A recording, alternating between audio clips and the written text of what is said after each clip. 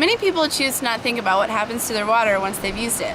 However, the treatment of wastewater is not only a highly scientific process, but also requires a great deal of administrative oversight. The Marquette Area Wastewater Treatment Facility operates under a co-ownership agreement between three municipalities: the City of Marquette, Marquette Township, and Chocolate Township. Since its inception, this cooperative has had to continually evolve to adapt to challenges involving new water quality standards and the costs associated. In 2008, the authority took another step in innovative administration and technology utilization in order to cut costs and maintain high quality. In the early 20th century, Marquette pumped raw sewage directly into Lake Superior. Today we have a state-of-the-art facility to treat wastewater. The Marquette Area Wastewater Treatment Facility receives influent water from schools, households, and businesses in Marquette, Marquette Township, and Chocolate Township. There are two major steps to wastewater treatment: primary and secondary treatments. Primary treatments remove about 50% of the total suspended solids in the wastewater. Up until 1978, this was the final stage of wastewater treatment. After the implementation of the Clean Water Act of 1978, secondary treatment capabilities were added to the plant. Secondary treatment is essential for removing most of the remaining suspended solids, as well as the removal of phosphorus.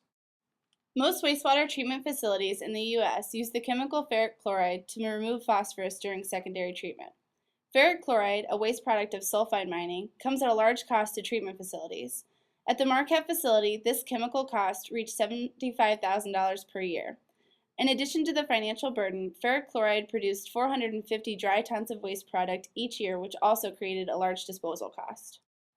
The Marquette Area Wastewater Treatment Facility sought to find a more efficient solution to this problem.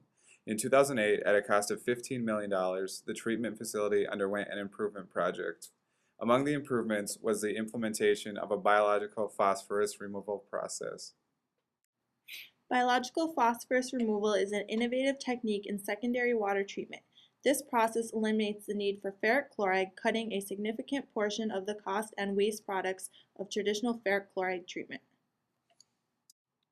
Another reason for the upgrade was to address the issue of high ammonia levels, which had posed a problem to the facility for years. The biological process was expected to lower these levels. The biological treatment portion of the renovation involved the conversion of tanks that had been in use at the facility since 1953. The total cost of converting the tanks to operate under this system was only $250,000. During the transitional phase of implementing this process, ferric chloride has still been needed. However, the total cost for the first year has only reached $35,000, less than half of the usual cost of ferric chloride expenditures. In the coming years, this cost is expected to reach zero. Because of this reduction in cost, the addition of biological phosphorus removal capabilities is expected to completely pay for itself within approximately 4 years. Biological phosphorus removal has provided a means for keeping water quality standards high and operating costs low. Now we will look at the administrative measures taken by the participating municipalities to implement this process. Well, a couple years ago when they did the biological update, then who initiated that? Was it like a recommendation from the board or something? Yeah, well, the board had did recommend it. Basically, we meet once a month. We got representatives from three communities. Marquette is the operator of the plant. Mm-hmm. So basically, we just make recommendations to the city commission on budgeting. And also, you know, the staff provides information on the operations. And over the years, I mean, you know, it was obvious that regulations were changing. The plant was aging, and basically it couldn't perform the way it was originally intended, 25 years later. Mm-hmm. So basically we needed another upgrade.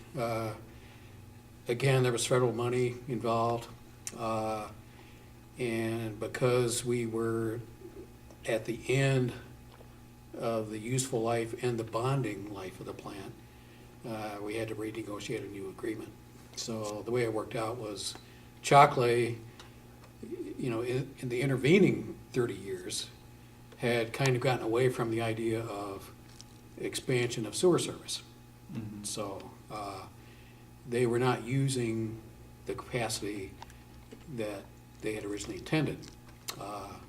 And that was their choice. So under the new agreement, basically their ownership declined, and Marquette's and Marquette Townships increased.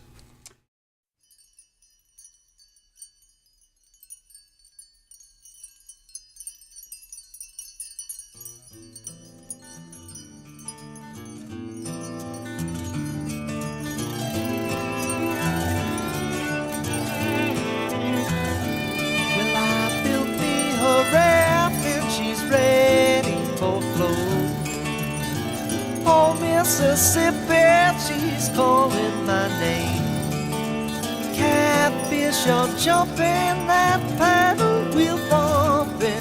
Black water keep rolling on past just the same.